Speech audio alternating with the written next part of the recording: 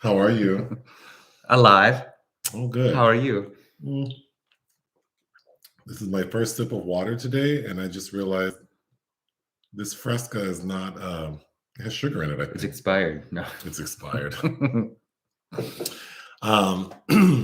Yeah. We haven't had a live in 3 weeks. Yeah, it's been a minute. Well, here we are. Very busy, very busy.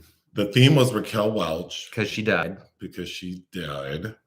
So the options were Myra Breckenridge, 1 million years BC, Mother Jugs and Speed, Hanny Calder, and Bedazzled. And I've only seen one of those films. Myra Breckenridge.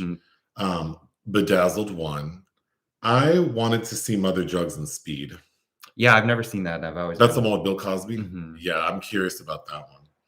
So I have good news and bad news. The good news is that I think this movie's excellent. The bad news is Raquel's not even in this movie, really. Like roughly 7 minutes, yeah. Yeah, and she's probably my least favorite part of the movie. Yes, to make up for that, we'll on the podcast we'll do a. Yeah, the secret film for tomorrow will be one of the ones we mentioned. Yeah. Okay, good. So I know that there's a remake in 2000 starring Brendan Fraser and Elizabeth Hurley that Harold Ramis directed. And I've seen that. I probably saw that the year it came out.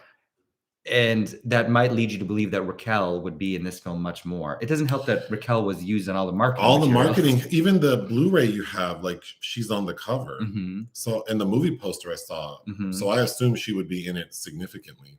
No. And you have not seen the remake? No. Okay. Now I want to watch it. Well, from what I remember is Elizabeth Hurley's more like the Peter Cook. She's the devil. She's not Lust. Right. Okay. Basic story is Dudley Moore plays a guy named Stanley. He's a short order cook at a restaurant called Wimpy's. And he is in love with one of the waitresses, Margaret, played by Eleanor Bron.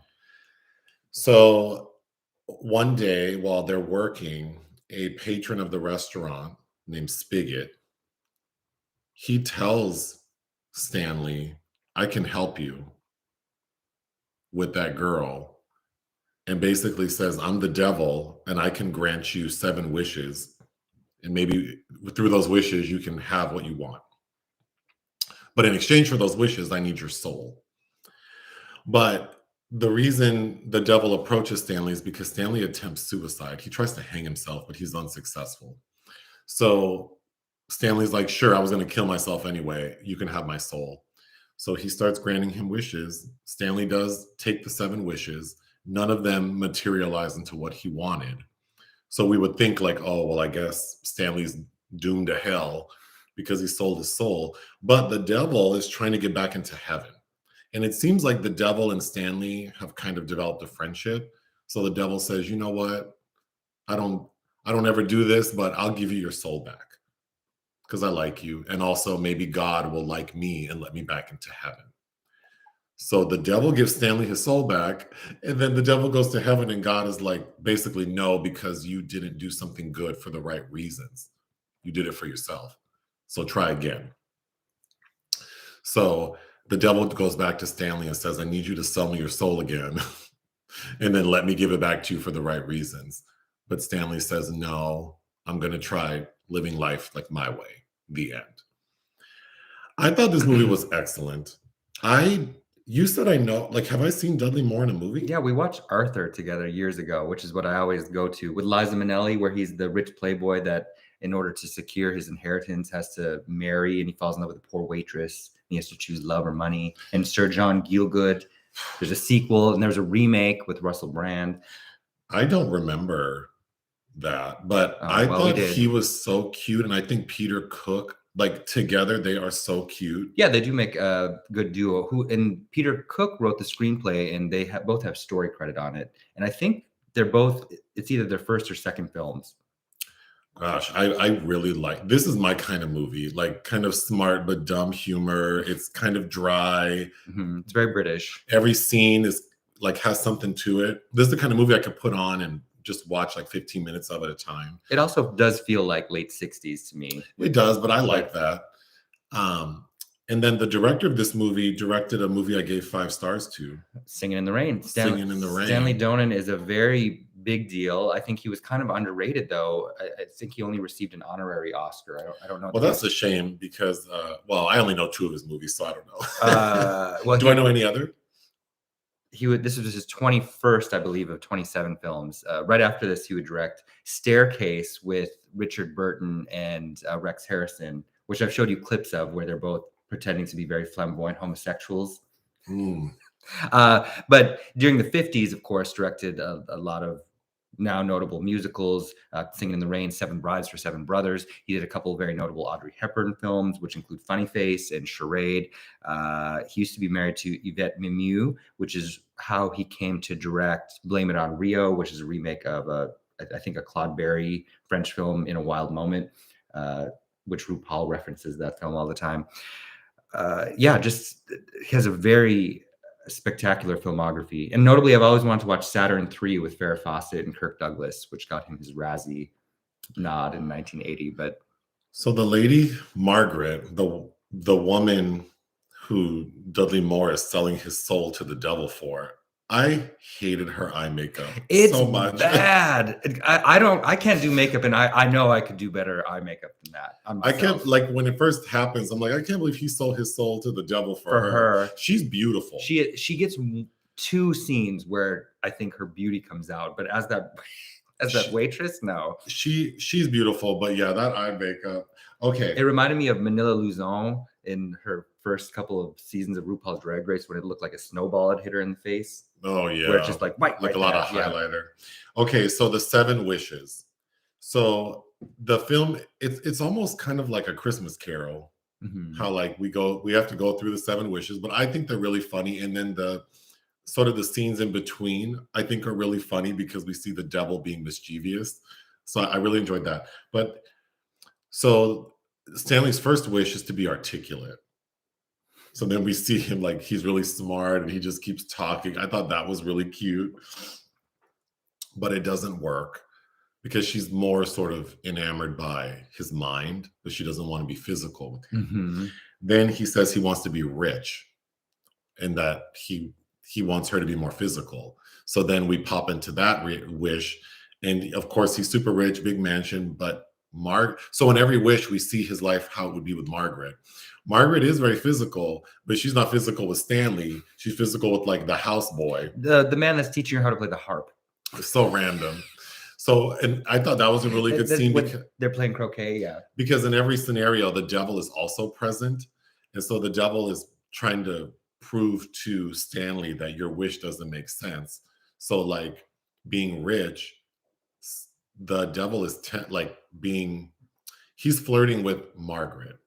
And he says something that I thought made a lot of sense. He goes, you're such most people are such hypocrites. Like if your wife went out and committed murder, you would like help her cover it up. You would do everything to protect her for committing this heinous act. But then she's just being, flirty or sexual with some random younger man. And you're like torn up about it. So I thought that was really interesting. Well, because the grass is always greener. No matter what you wish for, it's not ever going to be exactly what you want, obviously. So the next wish is he wants to be an attractive guy, like more appealing to Margaret. And the devil's like, oh, everyone loves a pop star. I don't know what's my favorite scene, but it might be the pop star scene. Where he's screaming, love me.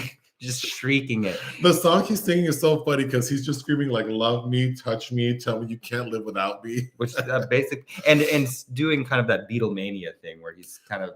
But the production value is good. Well, Stanley Donen was a big deal. He could command production. It looks really good. He actually notably turned down directing Hello, Dolly to make this movie, which Gene Kelly would direct. The song is really cute. But then, of course, the devil has to show up and show out. So the devil starts singing a song about how aloof he is, like how shallow and cold he is. And then Margaret like becomes enamored with the devil. And that's where we get the title of Bedazzled coming from in the that's right. In the chorus. The song the devil's singing is called like I'm Bedazzled. But his act is named Drimble Wedge in the Vegetation. I thought it was really cute. So then his next wish is he wants to be a fly on the wall. That was really cute because now the two of them are like cartoon flies, watching Margaret interact with a detective because we see that Stanley has attempted suicide by hanging himself, and now he's gone because he's off making these wishes. So the police come and they think that he's missing. So Margaret is helping the police. So the scene where Stanley is a fly on the wall, this detective is being like a total creep towards her, saying really crazy things, like talking about how women bring rape onto themselves. He says, I've always had mixed feelings about rape. Like, oh my God. And what does he say about her lips? Like basically like her lips are so tempting. He doesn't know how like a sex maniac doesn't come for her. And he's so creepy. Okay, so then Stanley wishes for like a quiet life in the countryside where like they have like mutual love and respect for one another. Oh no, a quiet life in the countryside where Margaret's married. So then they go, but the gag is Margaret's not married to Stanley. Margaret's married to the devil. And she has the perfect life. She's really sweet. She loves Stanley as a friend. And then there's a moment when they get away together, like in the car, and they start crying about how much they love each other, but also how great her husband is. So they're like crying and having sex at the same time. A guilt-racked affair. That was really good. The next wish is that he's like, I've had it. I want us to like be in love, have mutual respect for one another. It's like peace and quiet and no other men. So where does he end up? At a damn convent. A nunnery. Get thee to the nunnery. And because there are no men, Stanley is not presenting to Margaret as Stanley. He's like a woman to her. Big sister. Sister Luna. Sister Lou, because his name is Stanley Moon. So they're in love, but also the convent, or is it covenant? Convent.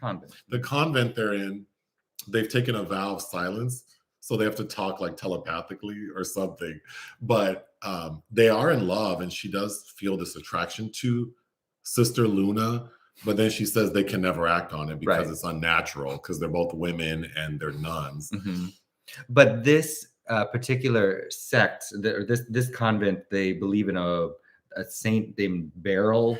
Oh, that seems really good too, because first of all, when Sister Luna, Stanley, first walks into his room, there's a portrait that says "Big Sister is watching you," and it's a picture of Peter Cook in like a habit. That was with fun. his eyes closed. With his eyes closed. Then they believe in like who you just said, who died. A 2-year-old apparently saw her disappear into heaven and only left her boots behind, and that 2-year-old would go on to establish this convent. But they honor this saint by jumping on a trampoline. The initiation. The initiation. So all these like nuns are bouncing. I thought that was really funny. It's kind of John Waters-ish. So that so that was his 6th wish. So he has 1 left. So then when he goes to make it, the devil's like, oh, no. You're on your 7th wish. Don't you remember when you asked me to prove to you that I have this ability? You wished for a lollipop, like a frozen lollipop. That was your first wish, fool. So now he's stuck. So he just ends up in, would you say hell? Where he's with all the other like envy, sloth. Yeah. There's this like major party happening where Raquel makes her 2nd appearance, just kind of dancing, but which honestly looked more fun to me. Like I would have stayed there, but right. Okay, so it kind of makes me feel like it's a little like Everything Everywhere All at Once, where it's like the lives you could have versus you should appreciate clearly the one you do have, because no matter what choices you made or where you would end up, there's always going to be something wrong. Yeah. So the devil tells Stanley, whenever you're in the dream or the wish, if you want to get out of it, you just have to blow a raspberry. Like, so I think that's really cute. And then when Stanley is in the nunnery, the convent, he keeps blowing raspberries. I know it's so basic, but I think that is so funny. They both sell it. And then Peter Cook's character, the devil, whenever he's about to make the wish, he screams, Julie Andrews. Again, I think it's funny. They try something. They tried Jackie Kennedy once. He's like, oh, guess that won't work. That's not going to work. Peter Cook, do you remember him from The Princess Bride? No, I don't think I've seen that movie. He's the clergy. You've seen The Princess Bride. I made you watch it. Well, with my friend. Carrie Elwes? Yeah. And Robin Wright? I remember Carrie Elwes, yeah. As you wish. But Peter Cook is the clergyman, obviously much older by then, who has the speech impediment. Oh. Okay, so Raquel Welch. She's my least favorite part of the movie. Unfortunately, yeah. So she plays Lust. So Lilian Lust. And so it's one of the like interstitial scenes between wishes where the devil's trying to tempt Stanley. And first of all, when she comes in, the movie looks great. And then the two scenes that Raquel Welch is in, we get that RuPaul's Drag Race season 1 filter. Oh yeah. It's kind of hard to look at. It's hard to look at. She's doing an accent that I'm assuming is Southern Belle. She might even be trying to do a British accent, but she's kind of the imported product in this British film, and it just feels all her off. accent is crunchy, and of course she's beautiful, but I just don't. And body is banging. But yeah, she looks fantastic, but she seems so awkward. Like her body language. In the first scene, we don't see her do much except jump into bed with him. The second scene, we see her in, I guess, the hell party dancing. And I know it's a very 60s style, like how she was dancing. I just needed that character to be more like sultry. Well, my thought watching her dance like that, because she's got this fringe that's hanging down and shaking. It's like, you're going to knock over all the drinks on the bar. She's dancing on the countertop. So yeah, she didn't seem like alluring or. That's a metaphor for what the script does for her. It just limits her in a box where she can't step out of it, I think. Yeah, I felt bad. But yeah, she's technically in 3 scenes because you cut back to her passed out at the end of that party. Oh, sure. But yeah, we only see her for a very short amount of time. Yeah, it's disappointing because I was obviously ignorant of that because that's why it ended up on this poll. But if you saw the remake and you saw the marketing materials for this, you would assume. Yeah. And notably, we were reading that Peter Cook wanted the title to be Raquel Welch so that they could say Peter Cook and Dudley Moore in Raquel Welch on the marquee. Yeah. There's a moment where the devil's telling Stanley, like, I'm a liar. All I do is lie. So then they have this exchange where Stanley's like, wait, you've been lying to me this entire time? And they're going back and forth. And Stanley says, I don't know what to believe. And the devil says, not me. Believe me. I want a t-shirt that says that. Then we meet Envy, who's wearing green, of course. He's supposed to be gay, right? That's Barry Humphries. I thought that was a very good character. Barry Humphries is Dame Edna. What? Yeah. Oh, when you said his name, it sounded familiar. Yeah, that's Dame Edna. That's the Dame Edna, who's been in a ton of other stuff as Barry Humphries, but I didn't know that. I thought he was really cute. He's very cute, yeah. And it also just sells this subversive edge of this film back in 1967 when even blasphemy was still illegal. Yes. So there's a lot going on in this film for 1967. In the interstitial scenes between the wishes, the devil's being mischievous. And I thought those were really funny, like having a bird poop on someone or making this lady's groceries. Yeah, like ruining this lady's groceries or making this old woman go buy a bunch of like eye wash and then taking her money. But then there's a moment when he makes a prank phone call and he calls this person and says, is this Mrs. Fitch? Oh, hey, this is Abercrombie. And then that's a reference to Abercrombie. Yeah. Because I forgot, and we reviewed that documentary, but Abercrombie and Fitch was founded in the late 1800s. Yeah. I forgot that it used to be like a high-end, like they sold like hunting stuff. Yeah. And yeah. So anyway, that's all I have. I want to say I would give this movie like 4.5 out of 5. I thought it was near perfect. Except for Raquel Welch. If they would have picked someone else, I probably would have given this 5 out of 5. But yeah, well, again, I think that's just an approximation of how far off men were in trying to show us what's supposed to be a sexy woman.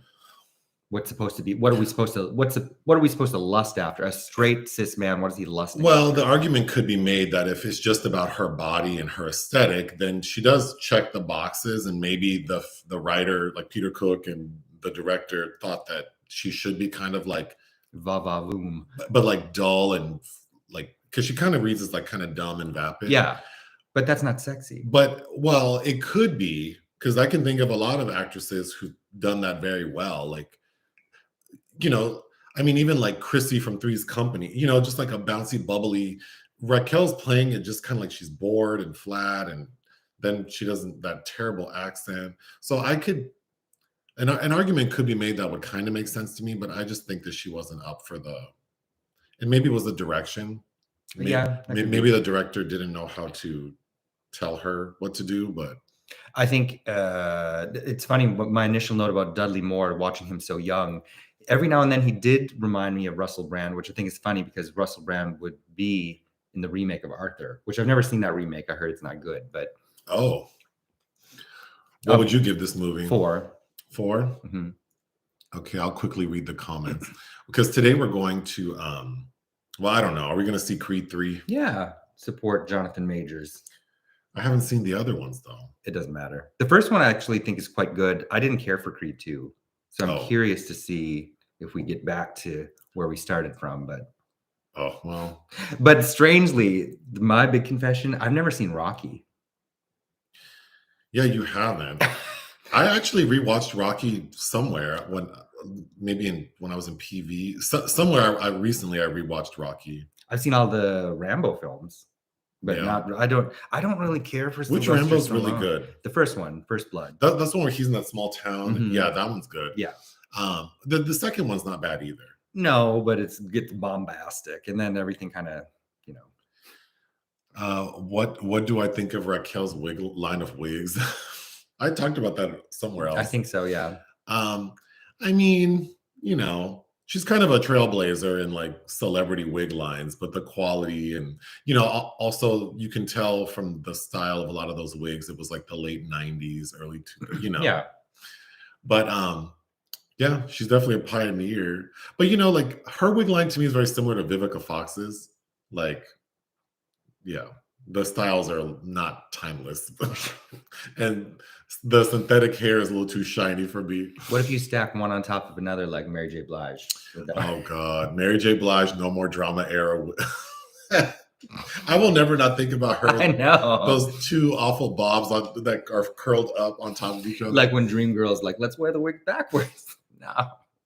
Oh, speaking of Mary J. Blige, I was watching a clip of, because, Shaka Khan has been trending because she made all these comments about younger singers not being like, because I guess Rolling Stone came out with like the top 100 vocalists, and there were a lot of newer singers on there like Beyonce, Adele, and she had some choice words. Mm-hmm. But there's a clip of her talking about how Mary J. Blige effed up her song Sweet Thing, talking about how she said, I can say it because I told her to her face she was fat. Oh, okay. Sure. So, but anyway, you liked Sean Penn's documentary? I didn't watch that. I actually actively avoided that because I don't like Sean Penn. But he had a documentary at this year's Berlin Film Festival. What is it about? Ukraine. Oh, yeah, I'll catch up with that eventually. I have no time for that nonsense where he flies there and gives the leader of Ukraine his Oscar, like that's going to matter. So I'm not here for Sean Penn, but I will watch it eventually. Have you seen The Wrong Box? That was Peter Cookson. I think he did that right before Bedazzled, but no, I have not seen that. Fresca should sponsor me. Taste this. It's not what you would think. I've had these. I haven't. I didn't know they were sweet. Yeah, it's fine. God, you're so difficult. You're not 13. I mean, I don't know. I don't crave Fresca, but well, yeah, I'm just saying it's not what like I thought it was going to be like La Croix. Mm-hmm. Like you could mix. I thought this would be like something to mix with vodka. Sure. When I bought it, I didn't think that. You still don't think that? You could. I'm just very surprised that it's sweet. I would like that more with vodka than. It's almost like that blood orange S. Pellegrino. Oh yeah, I remember your obsessive stage with that. Yeah, I do. I haven't had one of those in a long time. Yeah, because you'll get sick of it because you drink so much of it, and then we won't have it for years. Nick's shirts come from Redbubble. Yeah, well, I usually just search for ladies I like that I want to put on my body, and I find something. The question was, where do they come from? Redbubble. Okay. But you can search. There are other places, but you only get them from Redbubble. No, I forget where else. There have been other vendors or sites I've used, but Dudley Moore's in a Freaky Friday type movie. That sounds familiar. I don't know. I've also never seen Arthur 2 on the Rocks, which I believe Liza returned to I do would. with him. Well, I feel like I need to rewatch. No, I wouldn't rewatch Arthur, but I would watch Arthur. No, too. you should. It's good. I can't believe you don't remember it. You liked it. Yeah, I don't. Someone watched it for the live and they liked it. Well, I'm glad. Oh, people are saying nice things. Thank you. Oh, so Genevieve, she comes from France. We come from France. That's a Coneheads reference. I know. Oh, well, for people that don't, or the weirdness that comes out, I feel like we have to. Would you consider watching The Boy Who Could Fly for a review? Sure. I don't know that film. Yeah, I don't know that film. I'd have to look it up.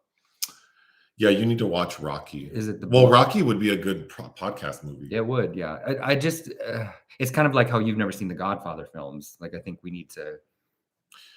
Yeah, I got to watch that. Oh, yeah, we didn't mention that Dudley Moore did the music for this. Oh, yeah, that's right. Oh, and then, yeah, I also didn't mention that because I thought he was still alive. So I was surprised to see that he had died like 20 years ago. But yeah, he had PSP. I remember that. But someone wrote it out, progressive supranuclear palsy, Mm-hmm. and then like died of like pneumonia, I guess. Was complicated by that. But yeah, I really liked him. I thought he was so cute. And I didn't realize he was so little. Yeah, he refers to Raquel Welch as a girl. It's like, she's bigger than you. That lady is bigger than She's you. a whole ass woman. Ass. Yeah. Like, don't call her a girl. Oh God, there's an episode of Sex and the City where Samantha's wearing a Raquel wig. I gotta look that up.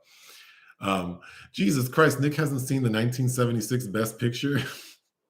Well, I mean, I have been a film critic for a decade, but a film critic. Oh, someone's salty. Look at him.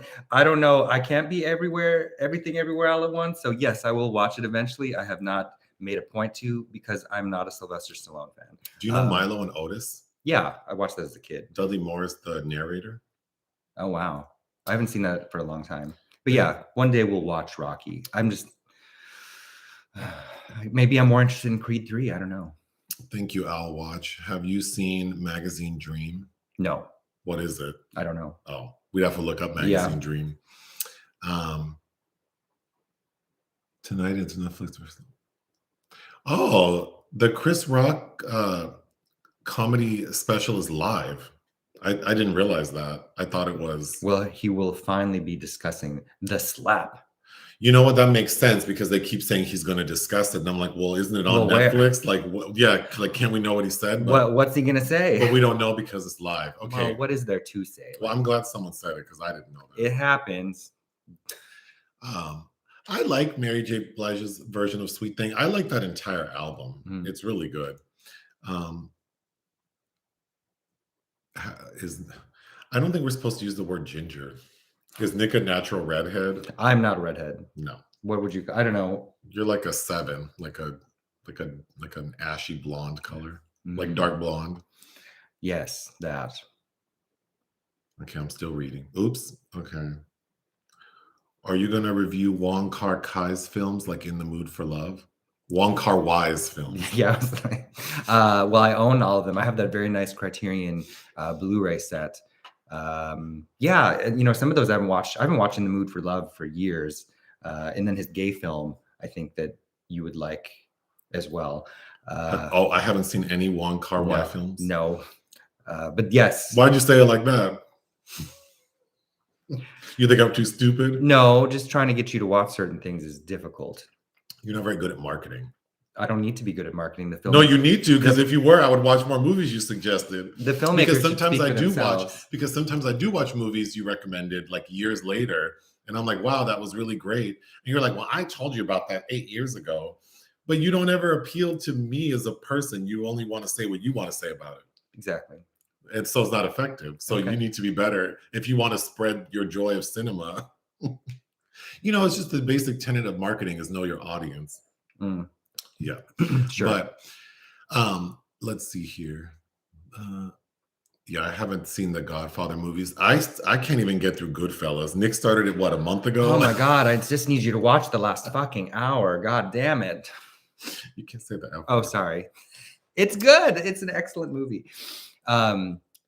We have seen Absolutely Fabulous, the movie, which Barry Humphries is in. My shirt is from. Look at the back. What does it say? It says "Do not recess." No, it says BYLT. Oh yeah, built BYLT. I will say though, the material is like, how would you? Stretchy. It's an interesting fabric. It fits like very, yeah.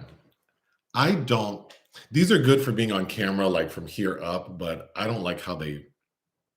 Maybe not this material. I wouldn't recommend this material. They have other materials, but whatever this. What's the word? Like spandex, kind of. I don't. But anyway, thank you. You like structure. Yeah, and soft. Like this is not. Yeah, I feel restricted, kind of. Yeah. I got lost. Someone agrees that Sylvester Stallone. From the Stallone district. You know, when I was younger, I used to love that. What is the brand of soup that would have the sirloin burger meat in it? Do you know what I'm talking about? Campbell's or Progresso or one of those. Probably I don't know. But thinking about it now as an adult, that soup smelled and probably like that meat dog is food. Probably its equivalent. Yeah, it's like dog food. But back in the day, I thought that was a luxury. Well, like Chef Boyardee.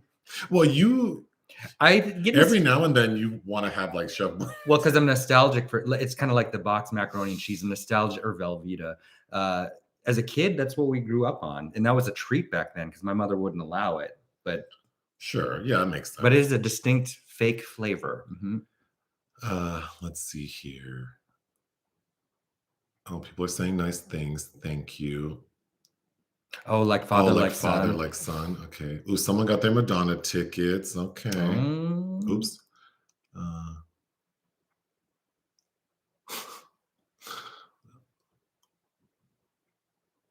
Oh, eye candy for someone's sore eyes.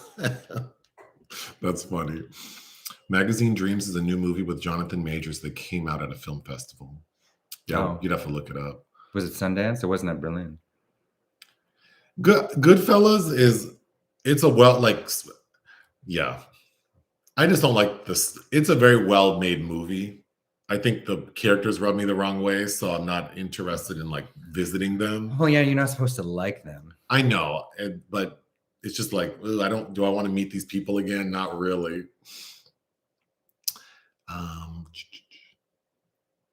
The Coneheads, yeah, from SNL. I was told I looked like a Berliner, and that person said it was bad because that meant bitchy, but who knows? Everybody wants to hate. Yeah, the placement of this pocket is weird. Doesn't it look like it needs to be like over here?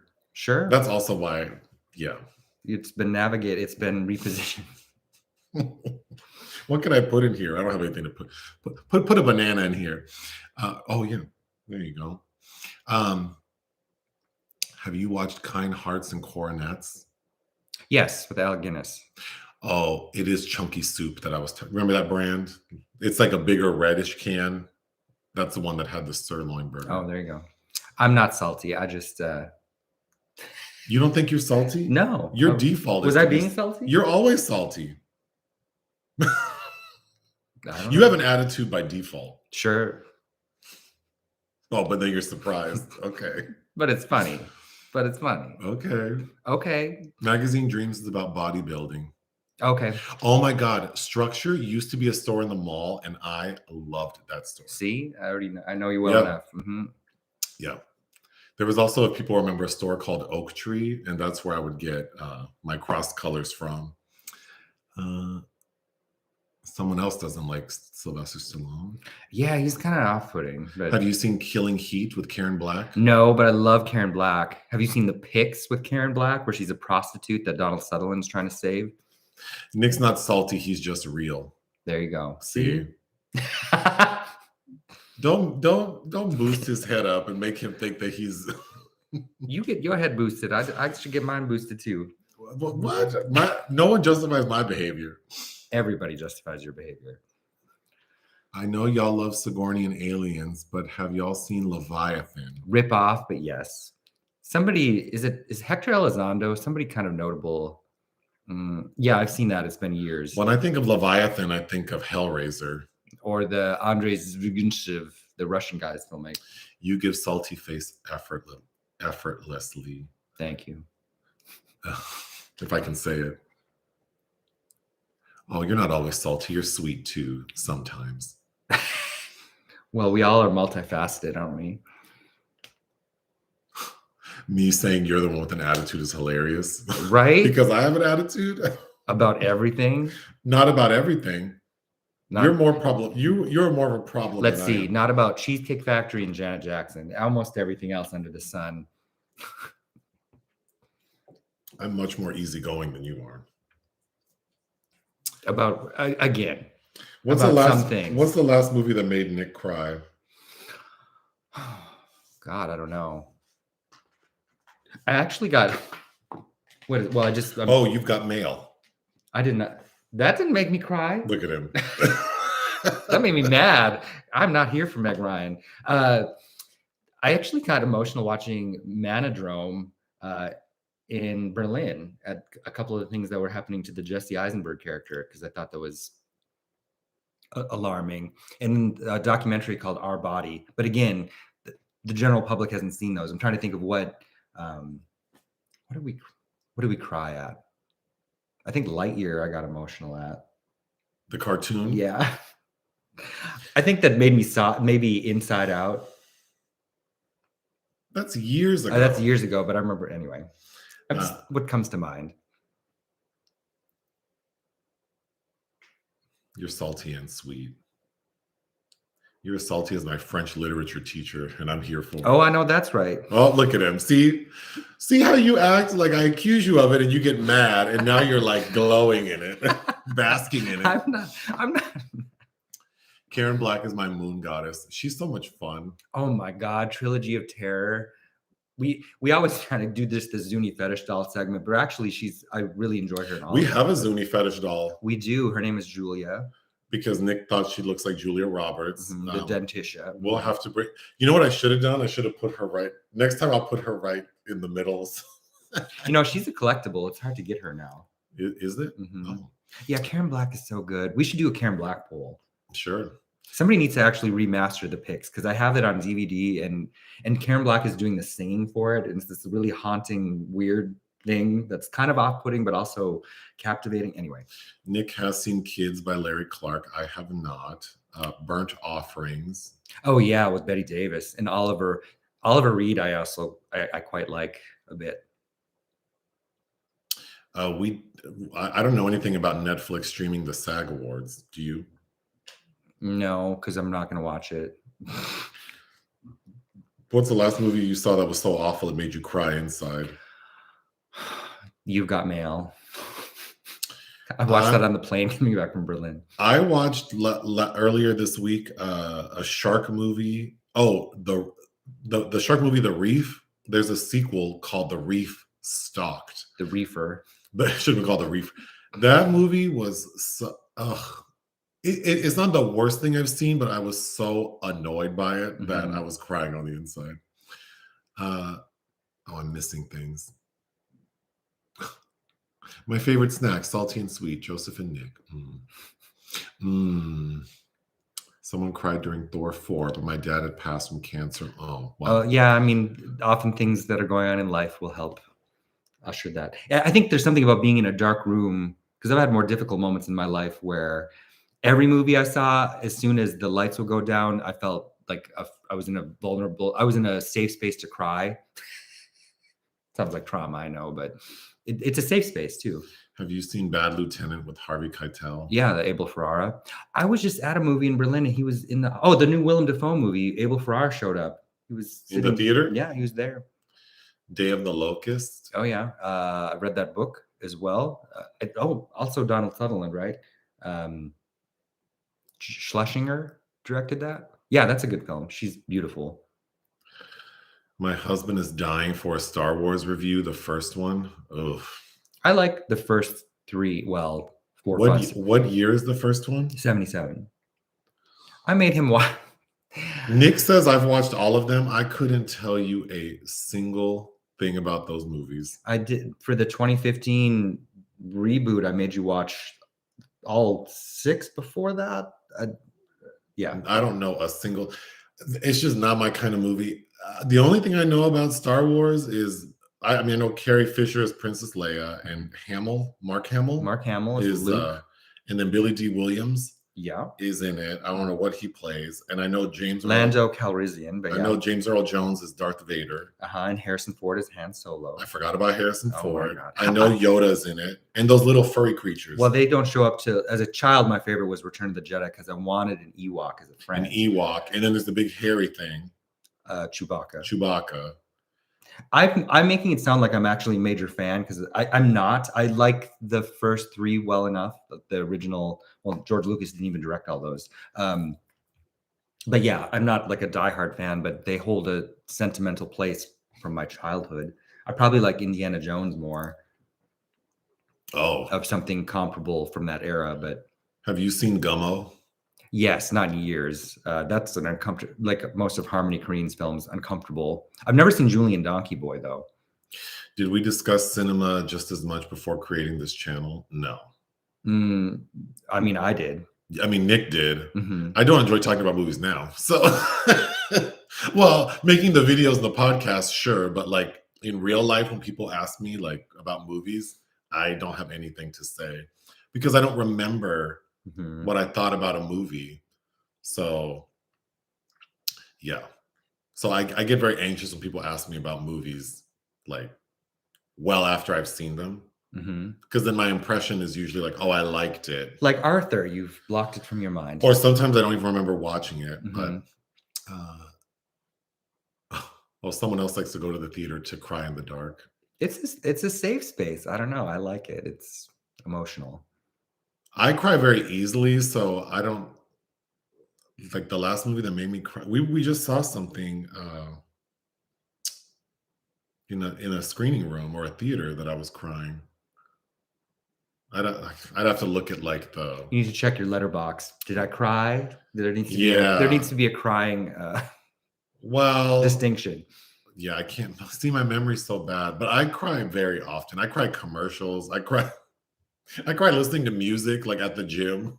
And it'll be like not even I was at the gym like 3 days ago, and I was listening to Stand Back by Stevie Nicks and started crying so much this man looked at me and was like, "Are you okay?" Like, I had to Stand Back from Stevie Nicks. I don't know why. Interesting. I don't know why I just got stuck. Just finished Mildred Pierce. Do you all have any recommend? Well, the original with Joan. If you liked Joan, if you like that film, Michael Curtis reunited with her for Flamingo Road. But I would recommend Possession, where she's opposite Van Heflin, and Sudden Fear. Those were her other Oscar-nominated turns. Queen Bee, I think, is also a lot of fun. Joan also thought that she deserved being awarded for acting like good people. I noticed. So, like the characters she played if they were good people, she thought. Okay. Yeah, because Mildred Pierce is actually a kind of a good woman who spoils her daughter into enough so she becomes a murderess. But I really like Mildred Pierce. Yes, but so I think anytime Joan really thought she was acting because it's not her. I think I'm not nice. So like Story of Esther Costello, I think, is another one where she thought she deserved something. Oh, why are we talking about Father Stu? Mark, why aren't we talking about it? No, I see Father Stu, but I don't know why. Oh, is Straight Jacket the one where? Well, yeah, but that's a different era of Joan. Wait, but which one is that? Straight Jacket, where she cut off her husband's head with the axe and gets locked up in an asylum, and then her daughter releases her and is trying to make her mother murder again by manipulating her, kind of like Diabolique. That's right, yes. No, because there's another movie with her, Berserk. And isn't that similar? I mean, what's the story with that one? Where she's the circus owner. Oh, with that awful bun? Mm-hmm. Yes. She looks like a vampire. I would recommend Berserk. No, I love Straight Jacket more, but I think they're both really fun. John Waters pulls a lot from Straight Jacket for Serial Mom, by the way. But it's just fun watching Joan in Berserk. Like she's in her circus master outfit, and she's wearing this awful synthetic wig that they put into a bun. But all of the hair that's supposed to be like, and she has that line about like being poor and rich. Like we've eaten caviar and we've eaten sawdust or something like that. It's really bad. I have a beautiful original French poster art where it was called Le Cercle de Sang. Circle of Blood is the French title. Is it up here somewhere? No, it's downstairs. You've looked at it for years. Where the hangman is her nose. It's downstairs? Oh. Do you have any predictions for Drag Race? I want Sasha Colby to win, I think, or Anitra. I only like two of them, Sasha and Anitra. I think everyone else is annoying. I really don't like Lucy LaDuca is annoying. Lucy LaDuca is like a talented version of Mimi I'm First, where it's just like your personality is. And then the one Mistress Isabel MIB, yeah, I think she just seems nasty, like just always like playing a game. I know they're on a competition reality show. Lux Noir, I think she just seems like a kid. Marsha's whatever. Mm-hmm. I like Lux. Right? Yeah, she doesn't bother. I don't dislike them all, but the only two I really like are Sasha and Anitra. I think it'd be fun if Sasha won. Yeah. Rain from 1932. Oh yes, I love Rain. We have a small poster version of that where she's it's a remake of Miss Sadie Thompson with Gloria Swanson, which would again later be remade with Rita Hayworth, where she's the prostitute on the boat and combating Walter Houston in Pago Pago. And she's got kind of drag queen makeup up. It was a huge box office flop and Joan didn't like it, but I do really, I've made you watch that too at some point. It is interesting having like strangers in a theater sharing these similar emotional reactions, because it's like, oh, why can't we? You would think that people would recognize that and we would do a better job of being empathetic and kind to one another. Mm-hmm. And yet we can't seem to do that. Star Wars. The reason I don't like movies like that is there are too many characters. That's why like Marvel movies kind of confuse me. I mean, I'm not dumb. Like I could follow stuff, but I don't care to. Like, sure. I like more intimate, 3-4 characters, like a chamber piece. You like a chamber piece. Not always, but it's like when you have so many characters, like they're not like there can't be any development, right? There is. It's across. Well, you can across 6 movies, but then it just seems like it's a universe that I can see appeals to people. I think they used to be kind of well made and well manufactured. I don't know if I feel that same way anymore, but I mean, I'd rather watch a new Star Wars movie than a Marvel movie. But again, I feel like we're exhausting that universe. Let's create another one. My memory is the 3rd character of the channel. Yeah. Are we going to Madonna? No, I don't. He's not going to pay those prices. I've seen Madonna live 4 times. That was good enough. Yeah.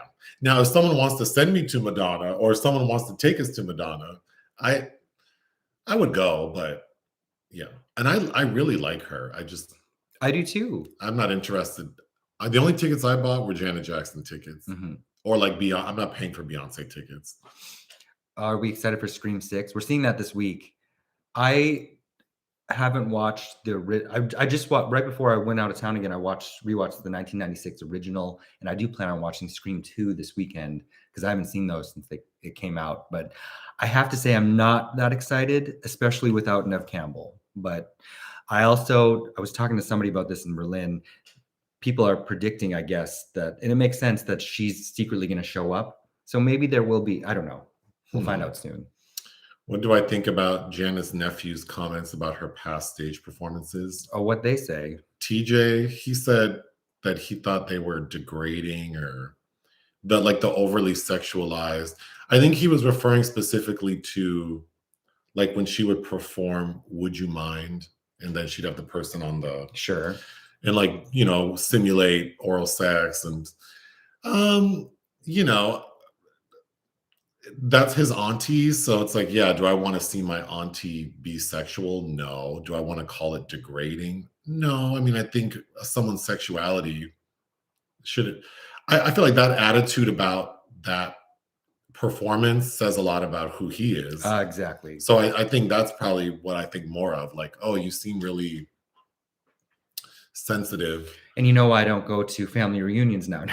Because the reaction should be, I don't want to talk about my aunt and like sex. Like, I mean, I just don't even think about it that way. So to use the word like degrading feels very limited.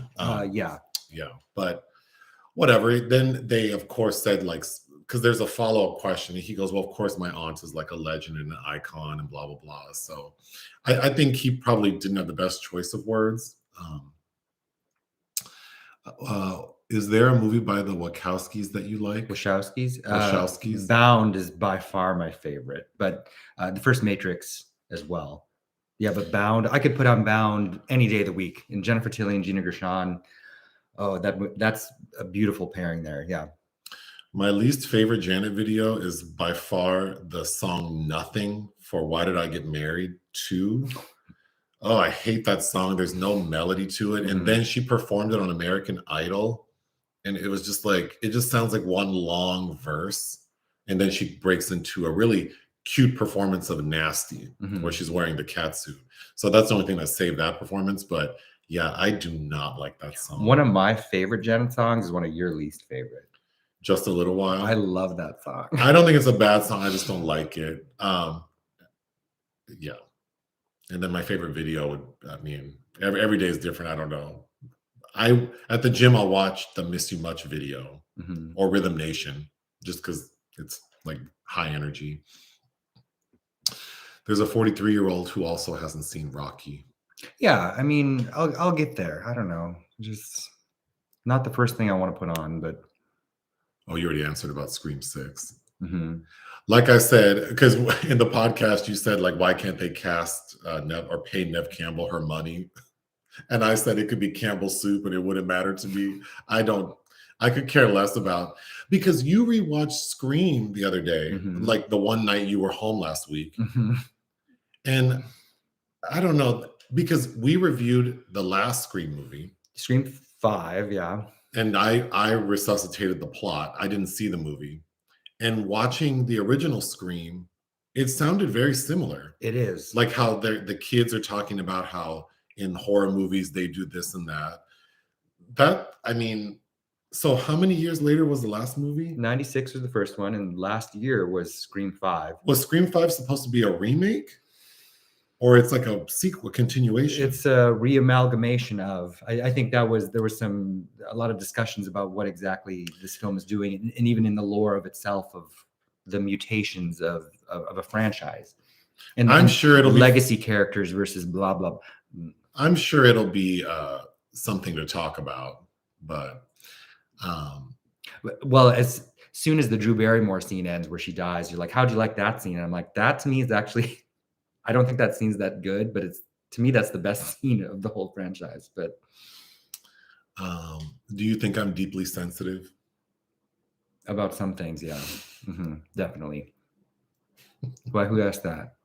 That I'm so deeply sensitive and cry. I'm someone's BFF in their brain. Well, you also forget everything, so we're like kindred spirits. But you'll forget each other, so. But then we would forget each other. That's why I don't have friends. I forget about everyone. Oh, thank you, I'll watch. I'm sure you already have lined up for movies. DC movies. What's like Batman Returns? Well, you reviewed The Batman. Which actually I liked well enough. That's the only DC movie we reviewed. Oh, and The Joker, right? Yeah. Did we review The Joker? Yeah, I think we did. Did we? I remember watching it. Yeah, because we went to that hotel where I saw Jane Fonda. Yeah, they have a screening room in there. Yeah, that was really cute. And I liked the movie. I'd see Colin Farrell return as the Penguin. Oh, isn't Wonder Woman a DC movie? Yeah. We reviewed Wonder Woman 84. 1984. WW 84. Yeah, I didn't like that movie, but I like the first Wonder Woman. Well enough. What's another are there more the Justice League films? Are there more DC movies coming out? Of course. Oh. There's money to be in there. Yeah. Could Nick tell us a little bit more about the Criterion collection that he often mentions? I'd like to understand what it. Well, Criterion is like a film distribution house, kind of. They're a brand. A brand, and they remaster and re-release what they consider to be like classic cinema. But there's contemporary cinema in there. They do have new. Well, I shouldn't say classic. I mean, like, I meant to say what I wanted to say was like masterpiece cinema. So, like, all of my experience has been that any Criterion film that I watch, it's like of high quality. Maybe I don't enjoy it, but it's a well-made movie with some relevance. So they've released like how many titles? God, they're probably up to 11 or 1,200. 11 or 1,200. How many are in this house? 700 or 800 of Criterion. When Nick dies, I'm selling them, among other things. Sometimes they go to print because they lose the right to things. I'm happy to see that over the past 2 to 3 years, they've finally gotten around to having a lot of Black filmmakers. And again, maybe there's some rights issues, but they're finally remastering a lot of really interesting things. Because I think for a long time, it was a lot of, they plundered the notable filmographies of all of the international masters, like New German Wave and the French New Wave and the Czech New Wave and the Fellini, all the Italian masters, Rossellini. But it's a really good place to look through their listing, because you can look through them by spine, because they're organized by spine number. And every month they have new releases to discover a lot of filmmakers you never heard of. What's your favorite Parker Posey film? We might have Parker Posey news soon. Broken English, 2007, Zoe Cassavetes. Are you excited about watching Beau is Afraid? Yes. Very much. Because I like Ari Aster's, I like his short films. Well, I've only seen one of his short films and his 2 features, obviously. Do I think Janet's a good actress? I think she's good in For Colored Girls. She's adequate. Poetic Justice, yeah. Yeah, I mean, the Why Did I Get Married films, they give the more fun roles to like Tasha Smith. Janet's the straight man, if you will, in those films, and I think that's. She's not Sharon Lee. She's not as boring as Sharon Leal, but it's still like you have Janet Jackson. Although in the second one, I guess she does get to go off. But I think that, like, what would it take for her to win an Academy Award? I don't know. She's so recognizable and she doesn't look like a normal person. So I don't know. I find her distracting. Like, even if she wasn't my fave, I feel like I would find her distracting. Like, she's very snatched and I don't know. I'm sure there's a role out there that she could sink her teeth into. I don't know what it would be. Well, didn't she want to play Eartha at one point? Yeah. I do think she could be vulnerable. I don't think she's afraid of like showing the crunchy bits. I just don't know what would make sense for her and like how she could not be distracting. So, but other people have done it successfully, kind of. Well, I don't know. I mean, there aren't really any pop divas who can be in movies now and not be distracting. I mean, Cher and Mamma Mia, or Madonna doing anything in film would be distracting. Well, I think you have to, maybe it's 2 or 3. I think Diana Ross did it. I wish she had done more films. Yeah, but she was younger, and I think she was, she was good. Like, Mariah Carey and Precious is fine. And I didn't see Mudbound. Oh, Mudbound. Mary J. Blige is really good in Mudbound. But I think Mary J. Blige's general persona is like kind of like a real person. And her transformation in Mudbound is like, you might not even recognize her. Right? She's so good in that. Rob Morgan is so good in that. What's your favorite Jennifer Tilly performance? Oh God, Bullets Over Broadway. Olive. Oh, someone does like the Janet song Nothing. Jimmy, welcome back to the Five and Dime, Jimmy Dean. Oh God, Altman. Back in the day, that was before Cher was respected as an actress. Oh, but Sandy Dennis is so good in that. And yes, Karen Black as the trans character, who's played as a young man by the guy from Nightmare on Elm Street 2. Who's Mark Patton. Yeah, that's a very I special can't believe I film. remember that. Well, you just reviewed a film with I him. deserve some credit for that. I'll give it to myself. There you go. Jafar is playing MJ in the new movie. Oh, we did say that. Jermaine Jackson's son is playing Michael in the Antoine Fuqua production. Have you seen some? We have to end soon. Have you seen Something New? No, Oh, from 2006. Okay. I don't think so. What's your love language? I'm not sure what the love languages are. Acts of service. That's the only one I know. Isn't time one of them? Or yeah, I'm not sure. I'd have to look at them and think about it. When are we watching Scream 6? I don't know. Wednesday? Sometime next week. Next week is Scream 6 and John Wick 4. Oh, did I spell built wrong? It's not BYLT, it's BILT. Are you sure? Isn't it BY? Did I buy some bootleg shit? Look at my shirt. It says it's they do say that, BYLT. Oh, I said BILT. Oh. Yeah. I thought I said BYLT. Yes, Lena Dunham's Tiny Furniture. That was a contentious edition. Also, what's his name's The Rock, directed by Michael Bay, is part of it. So yeah, I mean, it's if you look at it as a tool to navigate some excellent film, there are some questionable choices because we're talking about a certain level of gatekeeping there. It's like the Academy Awards or any awards. You have to take everything with a grain of salt, but it's a way to navigate your own personal tastes. Because I'm told that I like trash things all the time, and I'll wear that with a badge of honor because I like what I like. Mad. Look at you, mad. Oh yeah, Criterion also has like nice extras. So they'll have like well done interviews. It's very well curated. Yeah. You know. Yeah. And again, even if you don't like all of their catalog, that's something to be thankful for if you like cinema. Who's a better dancer between Nick and I? I am. I mean, Nick likes to dance, so. Well, it's about having fun. Yeah. DC doesn't have a linear. So I guess they are. The structure of the DC universe is different from Marvel.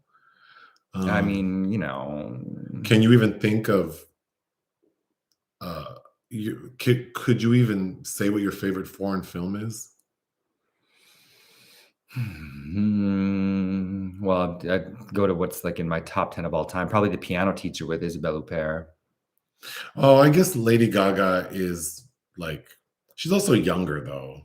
So I feel like Lady Gaga isn't as distracting to me. I mean, I didn't like House of Gucci. I thought that House of Gucci. What's the other one with Bradley Cooper? Stars Born. That was okay to me. Tired of the fourth version of that? I don't know any other films with her in it. She's gonna be in Joker too. But she's not as distracting because I feel like her music persona is like, her aesthetic is so out there that watching her be like a normal person works. I did see they're filming a new Alien film with Fede Alvarez directing. I'll watch it, but I'm not enthusiastic about it because it doesn't. The only thing, it's not Sigourney related. So Jill Scott does well in film. She has a line in a movie that you repeat all the time. A hip hop poet. But I mean, like a superstar, like from Love Beats Rhymes, of an older, like Madonna, like Cher. Yes, Cher has had really good roles when she was younger, but nowadays that's not going to work. I could see Bette Midler, but I feel like people probably know her equally for acting and music. I feel like she's probably more popular as an actor. Bette, yeah, at this point, yeah. I'm talking about someone like Mary J was good as Betty Shabazz in Betty and Coretta, the TV movie with Angela Bassett. And we quote that movie all the time. Yeah, y'all know Gamilla. We reviewed Watermelon Woman. Yes, that's right. Okay. I think people have this confused. Could we consider why? Somebody said I thought Nick would be the better dancer. I'm Nick. That's Nick. And that's a stereotype. I mean, I can't not dance, I guess. I just don't. I don't enjoy dancing, so it's not something that I do often. You can. I have to really be in the mood. Mm-hmm. Yeah. which And is he won't bust moves though. I'll bust moves. I'll hurt myself. What do I have to do to get attention? Kill someone? It's not about getting attention. It's about feeling the music, because different music makes you feel different things. Would we consider announcing the movie that wins the poll with a day or two in advance? We do that. On the community tab on the YouTube page, I usually, like on Thursday, will post. So like I did yesterday or Thursday or Friday, I post the movie that won and what time we'll be doing it. Did you like Azalea Banks in Love Beats Rhymes? She was better than I thought she would, and RZA directed that film, but it's fine. Yeah, I liked it well enough, but you need to watch it for Jill Scott, who is doing everything in that film. The Rose made me cry, and I always think about her standing watching her daughter getting married. You know, that's a Criterion film, and I've never watched that because I keep waiting for Joseph has he's my friend too now, but has a friend that's a Bette Midler fan, and I keep waiting for him to come over and watch that with us. But Beaches is also a movie that'll make me cry. Barbara Hershey as well. Are we having a watch party for the Oscars? We have a friend that really wants to. Who wants to do that? Victor. Oh. God, your memory. When are the Oscars? The 12th, I think. Of April? Wait, March? Next week? Mm-hmm. I know.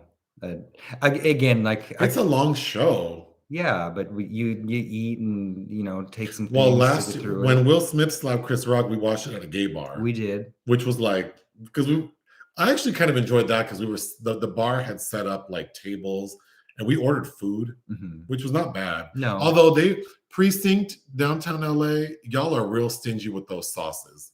They didn't want to give more than one little thing of ketchup. It's like Popeyes. What is it with the sauce? You need sauce. You need lubrication for the meat. I know the big bitch working in the kitchen knows better. Like, I mean, who needs like? I don't know who works in that kitchen, but anyone working in that kitchen knows that you need more than one little sauce for like burger. And were they tater tots? They were like seasoned. Oh, I don't remember now. Anyway, that was a fun experience, but I haven't seen To Leslie yet. I need to. I've been gone. I haven't been home in 3 weeks, really. So maybe this weekend I'll make time to watch Ms. Andrea Riseborough.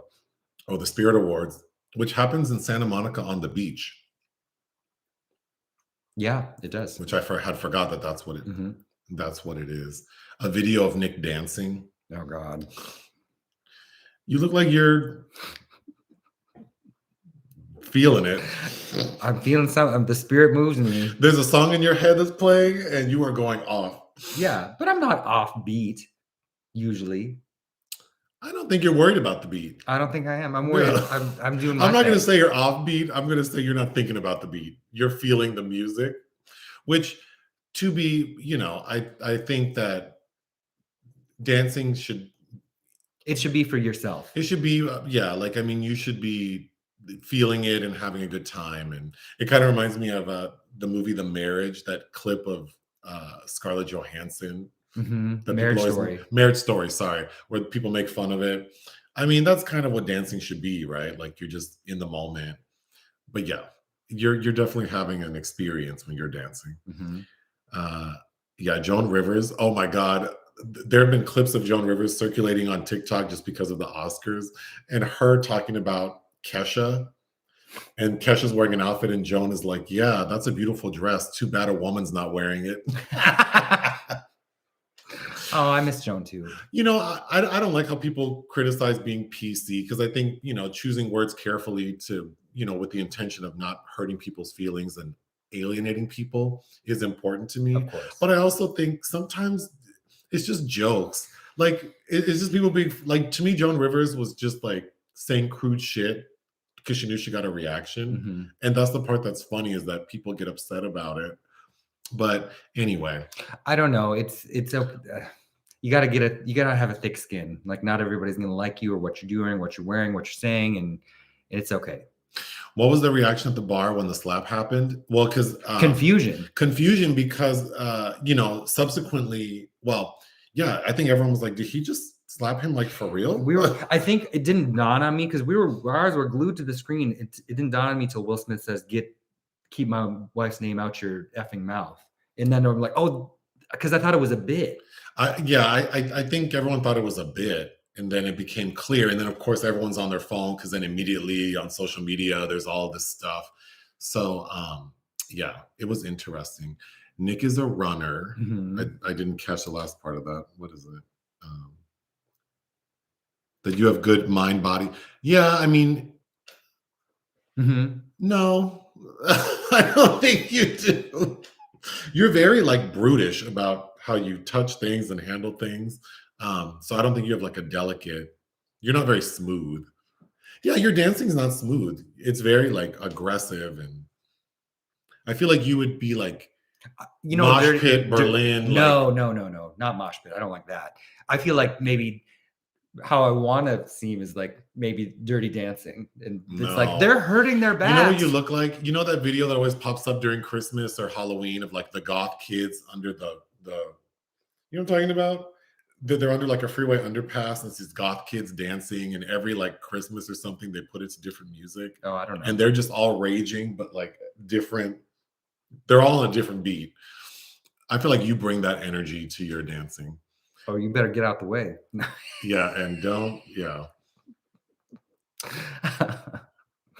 Yeah, Janet does wear a lot of makeup. I mean, you know, in a performance, it's kind of fun, but I think in film, yeah, you could pare her down and she could do something. I don't know how interesting, you know, I don't know. She's a 56-year-old with a 6-year-old kid, and you know, all that money in the bank. I don't know how hard she wants to work. She seems to like touring. So let her, I mean, I'm fine with her doing what she wants to do. Someone likes our podcast. Thank you. I enjoyed doing it. The only reason it happens is because he enjoys I do a lot of things I don't enjoy. That's true, but you know, continual things over a long period of time. No, I do like the podcast. I enjoy talking to you. Likewise. Sure. Who's taller? Nick and I are the same height, actually, but Nick has longer legs than I do. So, like, and you kind of hunch a little. So sometimes I do my posture. So it would seem like Nick's taller, but we're the same height. I'll have to look that video up. Oh, I don't know which video that is. Nick's face. Those Rager dance, the Ragers are dancing to All I Want for Christmas. Yeah, it's during Christmas time when they do it. It's really cute. But yeah, no, we are the same height for sure. Do I think Janet's a Republican? No, I don't think so. I'd be surprised if she votes, to be honest. Yeah, like voting. Can I do that from the car? Like, well, no, she might mail in her ballot. I don't know. I wonder where those goth kids are now. With children, probably. Oh, I'm so glad someone mentioned. Is there anything special coming for the 100th podcast episode? When's that? Like in 2 weeks or 3 weeks? I don't know what we could do that's special. Talk faster. Do people think you're taller than I am? I mean, I'm much heavier than Nick, which is odd. Oh boy, it's all muscle.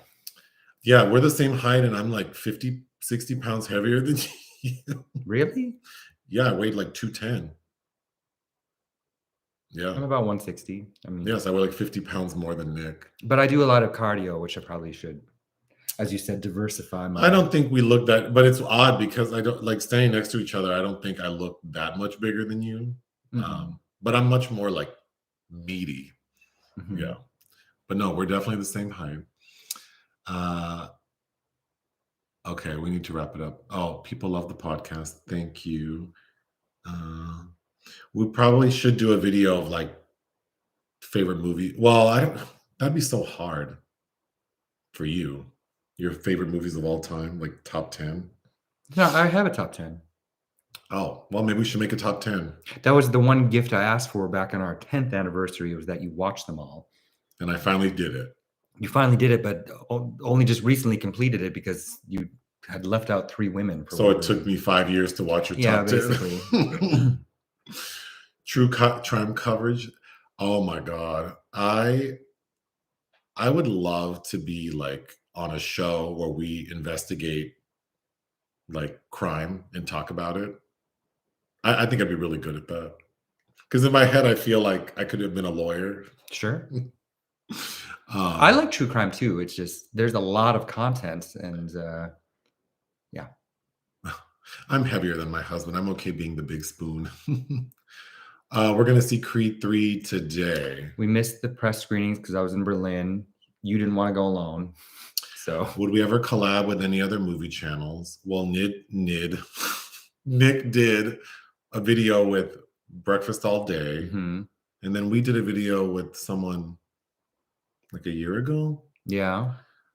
I don't want to mess up the name, so now I don't want to say it. And then we both did an episode of the Bad Game Movie podcast, Mhm. and then we're going to do an episode of the Diagnosing Sitcoms and Movies podcast. Did we make the selection yet? No, because Okay. we didn't pick a date, so we Okay. need to pick a date. But yeah, we would do videos with other people. Mhm. Yeah, if they're nice and they have a personality, I would do it. No, I can't do anything with no rubber chickens now. Oh my. I can't do all the work. Who would play you in a movie about your life? Oh God. Eddie Furlong. Me? No, so because one time someone said like you remind them of Eddie, and I was like, what? I was so upset. I'm like, Eddie Furlong? That's like Janine Garofalo saying, like, somebody said I look like Kathy Bates. Kathy Bates? I feel like Corey Stoll could play you in a movie. Okay, sure. I take it. like Corey Stoll.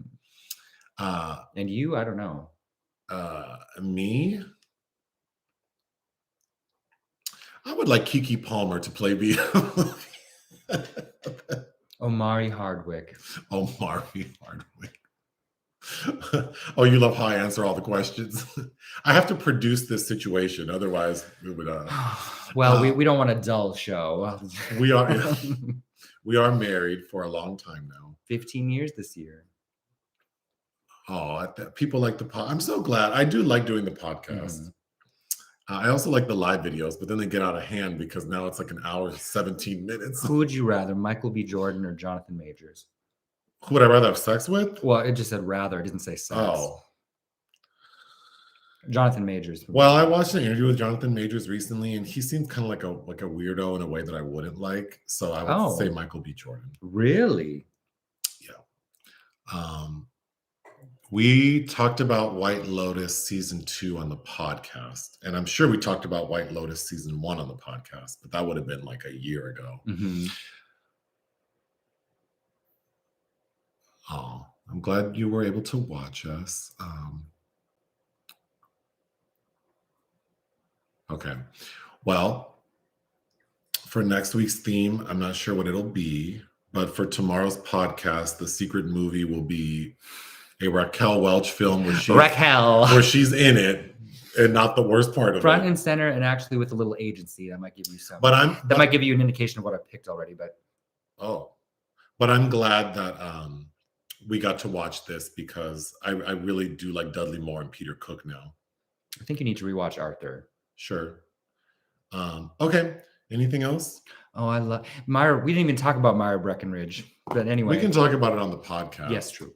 But that's all I have. Yeah. Ta-ta.